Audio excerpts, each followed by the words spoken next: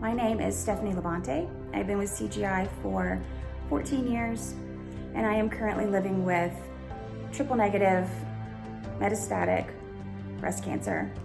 The cancer has spread to my liver, lungs, bones, and brain. What I want all of you to know is that each person's cancer journey is so unique, much like each of our own life's journeys are unique. And the dichotomy and feels like contradictory emotions that we feel are hard and wonderful. At any given moment, there's joy and fear and grief, and gratitude and pain and hope. Sometimes they come one after another, sometimes they're all at the same time, and sometimes it's just one, and it's intense. But no matter what the day brings, you are still you.